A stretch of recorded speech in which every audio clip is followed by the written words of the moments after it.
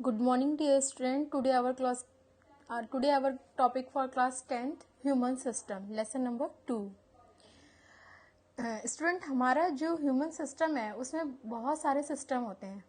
अब जैसे कि डाइजेस्टिव सिस्टम हो गया, रिप्रोडक्टिव सिस्टम हो गया, नर्वस सिस्टम हो गया, एक्सक्रीटरी सिस्टम हो गया. बट ये सारे सिस्टम जो हैं वो एक फंक्शनल एंड स्ट्रक्चरल यूनिट से बने हैं और वो हमारी फंक्शनल और स्ट्रक्चरल यूनिट जो है वो है सेल. तो cell is the structural and functional unit of the body. Various cell join to each other and make tissue. Cell जो है वो हमारी बॉडी की स्ट्रक्चरल एंड फंक्शनल यूनिट है. मतलब जो हमारी बॉडी की जो शुरुआत हुई है वो सेल से ही हुई है. जब बहुत सारी सेल एक जगह जुड़ती हैं तो उनसे बनता है टिश्यू. और 2 or more type of tissue interact with each other to perform a specific function and form a body system. जब 2 या 2 से अधिक टिश्यू एक साथ मिलते हैं और एक स्पेसिफिक फंक्शन मतलब कोई अपना पर्टिकुलर फंक्शन करते हैं तो उससे एक सिस्टम का निर्माण होता है जिसको हम बोलते हैं बॉडी सिस्टम. अब जैसे कि डाइजेस्टिव सिस्टम, रेस्पिरेटरी सिस्टम, इस तरह के बहुत सारे सिस्टम हमारी बॉडी में होते हैं. Various body system work jointly in close coordination form a human body. जब ये सारे सिस्टम एक दूसरे के कोऑर्डिनेशन में आते हैं और काम करते हैं तो उससे हमारी ह्यूमन बॉडी का निर्माण होता है. Now we learn about various system of human body. अब हम इस लेसन में आपको यही बताएंगे कि ह्यूमन बॉडी में कौन कौन से सिस्टम होते हैं. इसमें पहला सिस्टम जो है हमारा जिसके बारे में आज आपको बताएंगे वो है डाइजेस्टिव सिस्टम. तो डाइजेस्टिव सिस्टम जो है वो the system that can convert complex food substance into simpler food substance is called digestive system. ऐसा सिस्टम जो कि कॉम्प्लेक्स फूड सब्सटेंस को जो हम खाते हैं उसको सिंपलर फूड सब्सटेंस में चेंज कर देता है उसको हम बोलते हैं डाइजेस्टिव सिस्टम. वेरियस ऑर्गन और gland involve in the digestive system that are follow.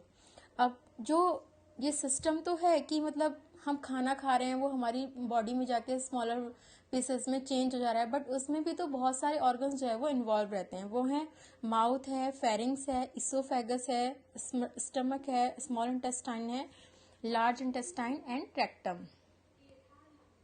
ये जितने भी हमारे सिस्टम हैं उनमें कोई ना कोई ऑर्गन इन्वॉल्व रहता है. तो ये सारे ऑर्गन जो है माउथ, फेरिंग्स, ये सब है हमारे ऑर्गन डाइजेस्टिव सिस्टम की. इसी के साथ हमारी डाइजेस्टिव सिस्टम में कुछ ग्लैंड इन्वॉल्व रहती हैं जैसे कि सलाइवरी ग्लैंड है, लीवर है और पैनक्रियाज है.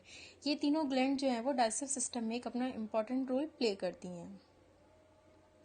All the organ together make up alimentary canal that start from the mouth and goes down to the anus. इसमें मतलब ये सारे जितने भी ऑर्गन रहते हैं ये इन सब से मिलकर बनती है एलिमेंट्री कैनाल जो कि माउथ से स्टार्ट होती है और रेक्टम पे जाके वो उसका एंड होता है. Rectum it is about 8 to 10 metre long. इसकी जो लेंथ है वो 8 से 10 मीटर तक होती है and also called digestive canal और इसको हम डाइजेस्टिव कैनाल भी बोलते हैं. Alimentary canal perform 3 major function. जो एलिमेंट्री कैनाल है उसके मेनली 3 फंक्शंस होते हैं. सबसे पहला है कि digestion of food after it's simplification. मतलब जो हमारा फूड है वो कॉम्प्लेक्स फूड से स्मॉलर फूड में चेंज हो रहा है बट उसका जो डाइजेशन है उस सिंप्लीफिकेशन के द्वारा जो डाइजेशन है वो डाइजेशन किस में होता है, एलिमेंट्री कैनाल में. नेक्स्ट है एब्जॉर्प्शन ऑफ डाइजेस्टेड फूड. जो भी हमारी बॉडी में फूड डाइजेस्ट हो रहा है उसको एब्जॉर्ब करने का काम भी किसका है, एलिमेंट्री कैनाल का. उसके बाद है movement of food from mouth to anus. और जो मूवमेंट होता है फूड का माउथ से लेके एनस तक जो ये मूव कर रहा है तो ये भी किसके द्वारा हो रहा है, एलिमेंट्री कैनाल के. अब ऑर्गन्स जो भी हैं हमारी बॉडी में जो डाइजेस्टिव सिस्टम में इन्वॉल्व हैं उनका वर्क क्या क्या है. अब जैसे कि फर्स्ट है mouth. The front portion of the alimentary canal start from the mouth and open in the buccal cavity. जो उसका पहला पोर्शन है एलिमेंट्री कैनाल का वो माउथ से स्टार्ट होता है और माउथ से स्टार्ट होकर वो बकल कैविटी में जाता है. It is a ball shaped organ. आपने सभी ने देखा होगा कि हमारा जो मुंह है वो एक बाउल के शेप का रहता है. Upper portion of the mouth has a hard and lower portion has a soft palate. अब जो इसका ऊपर वाला पोर्शन रहता है माउथ का वो हार्ड रहता है बट नीचे वाला पोर्शन कैसा रहता है, सॉफ्ट रहता है. A muscular tongue that can rotate all around is present with in the buccal cavity. और एक मस्कुलर टंग जो कि हमारे मुंह में कहीं पे भी घूम सकती है वो बकल कैविटी में प्रेजेंट होती है. Both the jaw, which are found in upper and lower portion of the mouth, have a set of 16 teeth. मतलब हमारा जो जॉ है उसमें ऊपर नीचे कुल मिला के 32 टीथ होते हैं, मतलब नीचे 16 और ऊपर भी 16. तो ये होता है माउथ का वर्क. नेक्स्ट है फेरिंग्स.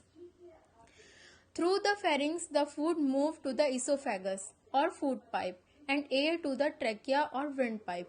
मतलब फेरिंग्स के द्वारा जो फूड है वो मूव करता है इसोफेगस में, फूड पाइप में, और जो एयर है वो ट्रेकिया में जाती है और विंड पाइप में जाती है. तो pharynx through its structure ensure that in no condition food can enter in the windpipe and air in the food pipe. मतलब फेरिंग्स का ये काम होता है कि ये विंड पाइप में फूड को नहीं जाने देता और फूड को विंड पाइप में नहीं जाने देता है. विंड को फूड पाइप में नहीं जाने देगा और फूड को विंड पाइप में नहीं जाने देगा. इस कंडीशन के लिए फेरिंग्स होता है. Pharynx is divided into 3 part. ये 3 पार्ट्स में डिवाइड होता है, नेसोफेरिंग्स, ओरोफेरिंग्स और लैरिंगोफेरिंग्स. और लैरिंगोफेरिंग्स को हम हाइपोफेरिंग्स भी बोलते हैं. नेक्स्ट है oesophagus. It is a narrow muscular tube that is about 25 centimeter long. The main work of esophagus is bring the food from the mouth cavity to the stomach. ये एक मस्कुलर ट्यूब है जिसकी जो length है वो 25 centimetre तक होती है और इसका जो वर्क है वो ये है कि ये फूड को माउथ कैविटी से हमारे स्टमक तक लेके जाते हैं. Some mucus glands are found in esophagus. Mucus excrete from the gland make the food slimy and sticky. जो म्यूकस इसोफेगस पे कुछ म्यूकस ग्लैंड पाई जाती हैं. वो म्यूकस ग्लैंड क्या करती हैं कि जो फूड होता है उसको स्लीमी और स्टिकी बनाती हैं, मतलब पतला बनाती हैं, और स्टिकी मतलब वो जल्दी से अंदर चला जाए, इस तरह से बनाती हैं ताकि वो फिसलते हुए हमारी बॉडी में बिना किसी परेशानी के अंदर चला जाता है. तो उस सबको जो स्लिम और स्टिकी बनाती हैं वो बनाती है म्यूकस ग्लैंड. नेक्स्ट है stomach. It is a muscular J shaped structure. It is flexible organ that can hold 1 to 3 litre of food. The stomach can be divided into 3 parts. जो stomach है वो एक जे शेप के structure का होता है और ये बहुत ही फ्लेक्सिबल होता है.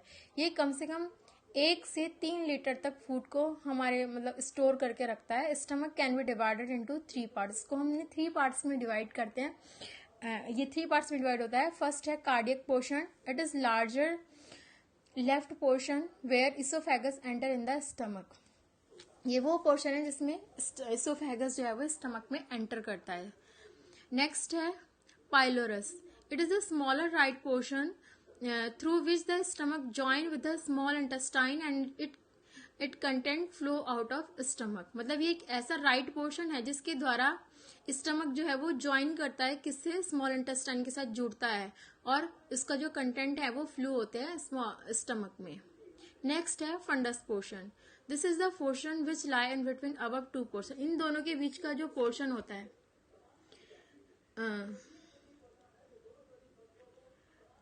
कार्डियक के और पाइलोरस के, इन दोनों के बीच का जो फंक्शन होता है fundus portion. This is the portion which lie in between above 2 portion. ठीक है. नेक्स्ट आता है हमारा small intestine. The average length of the small intestine in human is 7 metre. जो लेंथ है स्मॉल इंटेस्टाइन की वो ह्यूमन बॉडी में 7 मीटर रहती है और सबसे बड़ी जो ग्लैंड है हमारी बॉडी में वो यही है स्मॉल इंटेस्टाइन. बिकॉज ये कहने को तो स्मॉल है बट इसकी जो लेंथ है वो हमारी बॉडी में सबसे बड़ी होती है और ये कॉइल्स के रूप में रहती है, इसलिए इसको कॉइल ग्लैंड भी बोलते हैं. It is responsible for the maximum digestion and absorption. हमारे फूड में जितना भी डाइजेशन और एब्जॉर्प्शन होता है वो सबसे ज्यादा स्मॉल इंटेस्टाइन में होता है और इसको भी 3 पार्ट्स में डिवाइड किया, ये भी 3 पार्ट्स में डिवाइड रहती है. फर्स्ट है duodenum. It is the first and smallest part of the small intestine which is play important role in the digestion of enzyme. मतलब डिओडिनम का जो वर्क है वो ये है कि वे एंजाइम के डाइजेशन में बहुत इंपॉर्टेंट रोल प्ले करते हैं. नेक्स्ट इसका पार्ट है जिजेनम. जिजेनम जो है वो सेंट्रल पार्ट है स्मॉल इंटेस्टाइन का और ये dietary juice digested in the duodenum are absorb. जो भी डिओडिनम में डाइजेस्टिव जूस आते हैं इनका डाइजेशन जेजेनम में होता है. Ileum. It is the part absorb those nutrient which are not absorb in the jejunum. Jejunum में जो न्यूट्रिएंट एब्जॉर्ब नहीं हो पाते उनका एब्जॉर्प्शन किसमें होता है, इलियम में. तो जो स्मॉल इंटेस्टाइन है वो 3 पार्ट्स में divided, duodenum, jejunum and ileum. Next आता है large intestine. The main function of the large intestine is to absorb water and mineral salt and to evacuate the undigested food through the anus. जो main मतलब large intestine जो role play करती है वो इसमें करती है कि जो अनडाइजेस्टेड फूड रह जाता है, हमारा अनडाइजेस्टेड फूड रहता है, उसको बाहर निकालने का काम करती है। मतलब इसके द्वारा जो फूड है वो हमारा एनस पे आता है और ये क्या करती है, एब्जॉर्ब करती है वाटर एंड मिनरल सॉल्ट को। जो मतलब हमारा अनडाइजेस्टेड फूड रहता है उससे वाटर को और मिनरल सॉल्ट्स को निकाल लेती है, जिसके द्वारा जो अनडाइजेस्टेड फूड रहता है वो एनस पे आ जाता है। और लार्ज इंटेस्टाइन भी 3 पार्ट्स में डिवाइड रहता है, सीकम, कोलन और रेक्टम। सीकम जो है वो इलियम से एसोसिएटेड रहता है, मतलब न्यूट्रिएंट का जो एब्जॉर्प्शन होता है वो इलियम में होता है, तो वो सीकम भी इसी से एसोसिएटेड होता है। सेकंड आता है colon. It is above 1.3 metre long, inverted and U shaped like structure. Rectum. It is the terminal end of the alimentary canal. It is about 20 centimeter long. The terminal 3 centimeter portion of the rectum is called anal canal. Anal canal open outside through the anus. मतलब जो rectum वाला part है वो हमारा anus में आके खुलता है और एनस का वर्क होता है कि जो अनडाइजेस्टेड फूड है हमारा, जो भी वेस्ट मटेरियल है उसको बाहर निकालना। तो जो रेक्टम और एनस हैं वो अपना रोल प्ले करते हैं अनडाइजेस्टेड फूड को बाहर बॉडी से बाहर निकालने में, इजेशन में हेल्प करते हैं ये। इसी के साथ ही जो नेक्स्ट टॉपिक है इसमें वो है डाइजेस्टिव ग्लैंड का, कि क्योंकि जो डाइजेस्टिव ग्लैंड है वो भी अपना एक रोल प्ले करते हैं। उनसे जो है एंजाइम सिक्रेट होते हैं, हार्मोन सिक्रेट होते हैं। वो है सबसे पहला है जैसे salivary gland. The gland produce saliva in the mouth. हमारी माउथ में जो सलाइवा प्रोड्यूस होता है वो होता है सलाइवरी ग्लैंड के द्वारा, और ये 3 टाइप्स की होती हैं। Parotid gland, it is secrete serum like fluid and it is found in the cheeks. ये हमारे चिक्स में पाई जाती है और एक सीरम की तरह का लिक्विड जो है वो सिक्रीट करती हैं। उसके बाद आता है submandibular salivary gland. It secrete fluid and mucus. जो सब मैंडिबुलर ग्लैंड है वो फ्लूइड को और म्यूकस को सिक्रीट करती है। नेक्स्ट आता है sublingual gland. It secrete mucus like fluid. ये भी इससे भी म्यूकस जैसा फ्लूइड जो है वो सिक्रीट होता है। नेक्स्ट आता है pancreas.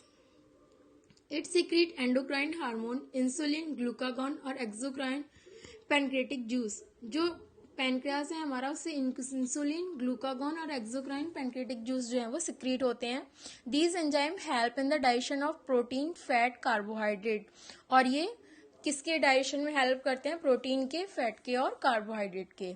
Insulin and glucagon control the level of blood glucose in the body. हमारी बॉडी में जो ब्लड ग्लूकोज का लेवल कंट्रोल होता है वो इंसुलिन और ग्लूकागॉन हार्मोन के द्वारा ही कंट्रोल होता है।